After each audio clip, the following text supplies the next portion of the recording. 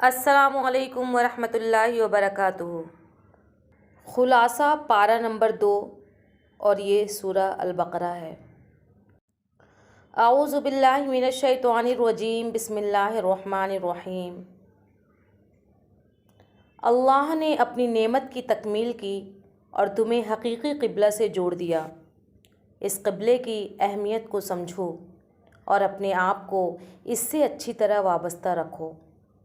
اللہ نے تمہیں ایک بہترین امت بنایا ہے، تمہیں لوگوں پر گوارا مقرر کیا ہے، تم شہادت حق کا فریضہ انجام دیتے رہو۔ حقیقی قبلہ تمہیں عطا کر دیا گیا ہے، اب تم کسی تردد کا شکار نہ رہو، یکسو ہو کر خیر اور بھلائی کے کاموں کی طرف دوڑ پڑو۔ اللہ کو یاد رکھو، اللہ تمہیں یاد رکھے گا۔ اللہ کا شکر ادا کرو، صبر اور نماز کے ذریعے اللہ سے مدد مانگو۔ اللہ تمہیں آزمائے گا طرح طرح کی آزمائشوں سے، تم صبر کا دامن تھامے رہو۔ ہمیشہ یاد رکھو کہ تم اللہ کے بندے ہو اور اللہ کی طرف ہی پلٹ کر جانا ہے۔ اللہ کی نشانیوں پر غور کرو، اللہ سے محبت کرو۔ لوگ اپنے معبودوں سے جتنی محبت کرتے ہیں اس سے زیادہ تم اللہ سے محبت کرو۔ اللہ نے زمین میں حلال اور پاکیزہ رزق کا انتظام تمہارے لیے کیا ہے۔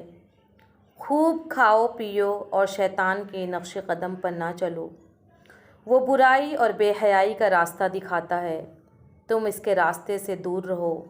اگر آبا و اجداد کا راستہ قرآن کے راستے کے خلاف ہو تو اسے بھی چھوڑ دو۔ اللہ نے پاکیزہ چیزیں دی ہیں، انہیں کھاؤ اور اللہ کا شکر ادا کرو۔ حرام چیزوں سے بچو، یاد رکھو مردار، خون، سور اور غیر اللہ کے نام کا ذبیحہ حرام ہے، اور سب سے زیادہ حرام تو اللہ کی کتاب کو چھپانا اور اس کی غلط تعویلیں کر کے کمانا ہے۔ اگر تمہیں وفاداری کے اونچے مقام پر پہنچنا ہے تو ایمان لاؤ اللہ پر، آخرت کے دن پر، فرشتوں، کتابوں اور رسولوں پر۔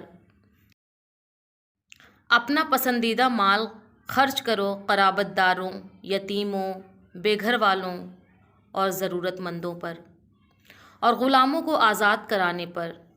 نماز قائم کرو، زکوٰۃ دو اور جو عہد کرو اسے پورا کرو، کیسی ہی پریشانی اور مصیبت ہو صبر کرو۔ مقتول کی دیت کے معاملے میں برابری کے اصول پر قائم رہو، زیادتی نہ کرو، عفو درگزر کا راستہ بھی کھلا رکھو، اور جو حق واجب ہے اس کی ادائیگی بہتر طریقے سے کرو۔ وصیت کا اہتمام کرو، کسی کی وصیت میں گڑبڑی نہ کرو، اور اگر وصیت کرنے والا زیادتی یا حق تلفی کا راستہ اختیار کرے تو اسے سمجھاؤ۔ روزوں کا اہتمام کرو اور بھلائی کے کاموں میں پیش رہو۔ ماہ رمضان میں قرآن کی نعمت کو خاص طور سے یاد کرو، اس نعمت پر اللہ کا شکر ادا کرو اور اس کے تقاضے پورے کرنے کے لیے کوشاں ہو جاؤ۔ تمہارا رب تم سے بہت قریب ہے، وہ تمہاری ہر دعا سنتا ہے، تم اس کی پکار پر لبیک کہو اور اس پر ایمان لاؤ۔ ایک دوسرے کا مال باطل طریقے سے نہ کھاؤ، اہلکاروں کو رشوت دے کر دوسروں کے مالوں پر قبضہ نہ کرو، ہر کام صحیح طریقے سے کرو۔ پرہیزگاری بہترین راستہ ہے، اسے چھوڑ کر چور دروازے نہ نکالو۔ ان سے جنگ کرو جو تم سے جنگ کرتے ہیں، اور زیادتی کسی پر نہ کرو۔ یاد رکھو جنگ صرف ظلم کرنے والوں کے ساتھ کرنی ہے۔ اللہ کے راستے میں خرچ کرو، اپنے آپ کو ہلاکت میں نہ ڈالو، اور اچھے سے اچھے کام کرو۔ حج اور عمرہ اللہ کے لیے کرو، حج کی حرمت کا خیال کرو، پرہیزگاری کو زاد راہ بناؤ۔ حج کرتے ہوئے اللہ کو خوب یاد کرو، اس سے مغفرت مانگو۔ تمہارے دل اور تمہاری دعاؤں میں صرف دنیا ہی نہ بسی رہے، بلکہ اللہ سے دنیا کی اچھی چیزیں بھی مانگو اور آخرت کی اچھی چیزیں بھی مانگو، اور جہنم کی آگ سے پناہ بھی مانگو۔ کٹ جہتی نہ کرو، زمین میں بگاڑ نہ پھیلاؤ، کھیتیوں اور نسلوں کو تباہ ہرگز نہ کرو۔ اللہ کی رضا جوئی کے لیے خود کو تج دو اور سب کے سب اسلام میں داخل ہو جاؤ۔ شیطان کے نقش قدم پر بالکل نہ چلو۔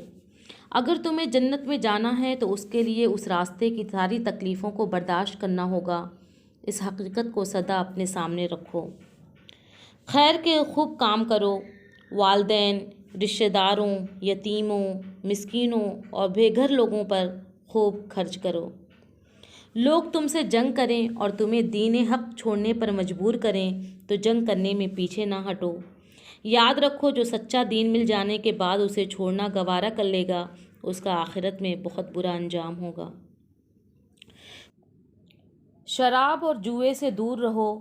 اللہ کی راہ میں خرچ کرنے کا ایسا جذبہ پیدا کرو کہ جو بھی ضروریات سے بچ رہے وہ خدا کی راہ میں لٹا دو۔ یتیموں کے سلسلے میں جو بات ان کے حق میں بہتر ہو وہی کرو اور انہیں اپنا بھائی سمجھو۔ رشتے اہل ایمان سے کرو۔ ازدواجی زندگی میں پاکیزگی کا راستہ اختیار کرو۔